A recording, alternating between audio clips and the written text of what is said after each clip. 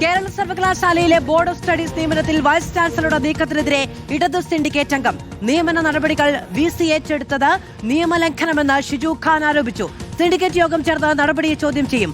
നിയമവിരുദ്ധമായ നടപടി റദ്ദാക്കാൻ സിൻഡിക്കേറ്റ് അധികാരമുണ്ടെന്നും ഷിജു ഖാൻ ഫേസ്ബുക്ക് പോസ്റ്റിൽ വ്യക്തമാക്കി. ഗോപാൽ ശീലാസ്ഥാനിൽ വിവരങ്ങളുമായി ചേരുകയാണ്. ഗോപാൽ, ചെറുക്കും എന്നു തന്നെയാണ് പ്രഖ്യാപനം.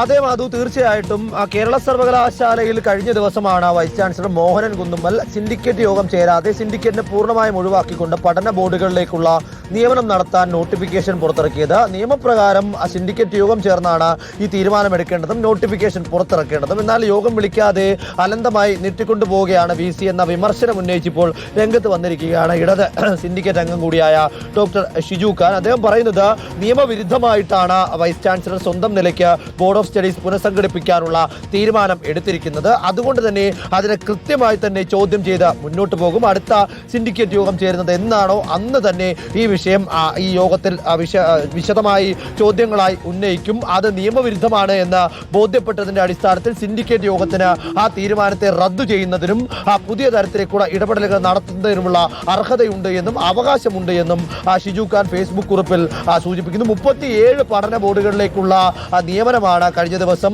രജിസ്ട്രാർ മുഖേന വൈസ് ചാൻസലർ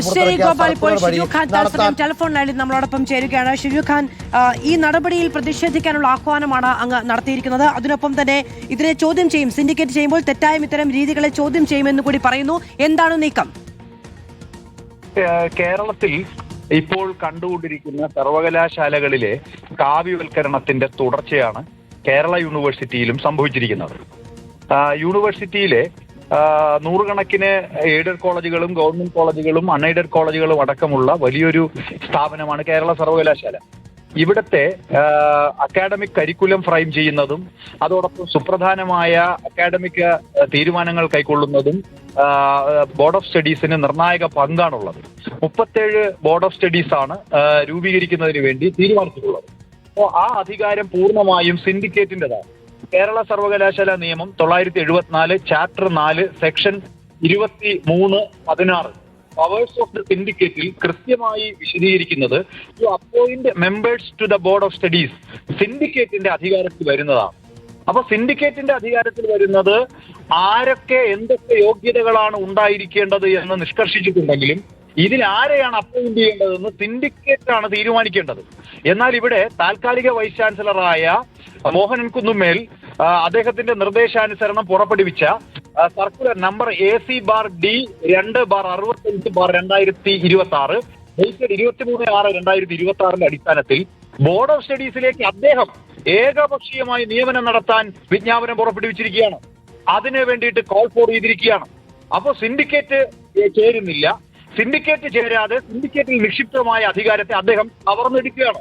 നേരത്തെ തന്നെ സർവകലാശാല നിയമത്തിൽ കൃത്യമായി പറയുന്നുണ്ട് ഓരോ ബോർഡുകൾ എടുക്കേണ്ട തീരുമാനം നടപ്പാക്കാനാണ് വൈസ് ചാൻസലർക്ക് ഉത്തരവാദിത്തം. എന്നാൽ ആ ബോർഡുകളുടെ തീരുമാനത്തെ കയ്യേറ്റം ചെയ്തുകൊണ്ടാണ് വൈസ് ചാൻസലർ ഇപ്പോൾ പ്രവർത്തിച്ചുകൊണ്ടിരിക്കുന്നത്. സിൻഡിക്കേറ്റ് മുകളിൽ അങ്ങനെ ഒരു തീരുമാനം എടുക്കുന്നത് ചോദ്യം ചെയ്യപ്പെടുമെന്ന് മോഹനൻ കുന്നുമ്മലിന് അറിയാവുന്നത് കാര്യമാണല്ലോ.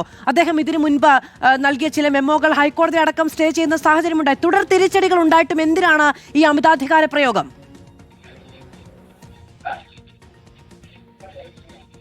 അംഗങ്ങളെ തീരുമാനിച്ചു, അയോഗ്യരായിട്ടുള്ള ആളുകളെ തിരികെ കയറ്റി. അതോടൊപ്പം ഇപ്പോ കാർഷിക യൂണിവേഴ്സിറ്റിയിൽ അടക്കം വൈസ് ചാൻസലർ നിയമനത്തിന് വേണ്ടിയിട്ട് ഗവർണർ ഏകപക്ഷീയമായ നിലപാട് സ്വീകരിച്ചു. ഇവിടെ ഈ ബോർഡ് ഓഫ് സ്റ്റഡീസിന്റെ നിയമന കാര്യത്തിൽ നേരത്തെ തന്നെ നിരവധി ഹൈക്കോടതി വിധികൾ ഉണ്ടായിട്ടും അതിനെയെല്ലാം ഓവർ റൂൾ ചെയ്യുന്നത് ഇവിടെ വൈസ് ചാൻസലർ ചെയ്യുന്നത് തന്റെ ഇഷ്ടക്കാരെ തിരികെ കയറ്റുന്നതിന് വേണ്ടിയും അതോടൊപ്പം അയോഗ്യരെ തിരികെ കയറ്റുന്നതിന് വേണ്ടിയും ആ സിൻഡിക്കേറ്റ് തീരുമാനങ്ങൾക്ക് അനുസരിച്ചല്ലാതെ പ്രവർത്തിക്കുന്നത് തന്റെ ഇഷ്ടക്കാരെയും സംഘപരിവാർ സഹയാത്രികരെയും തിരികെ കയറ്റുന്നതിന് വേണ്ടിയാണ്. ഈ നിയമനം റദ്ദു ചെയ്യുമോ? അതിന് അധികാരമുണ്ട് സിൻഡിക്കേറ്റിന് എന്നുള്ളതാണല്ലോ അങ്ങയുടെ പക്ഷം.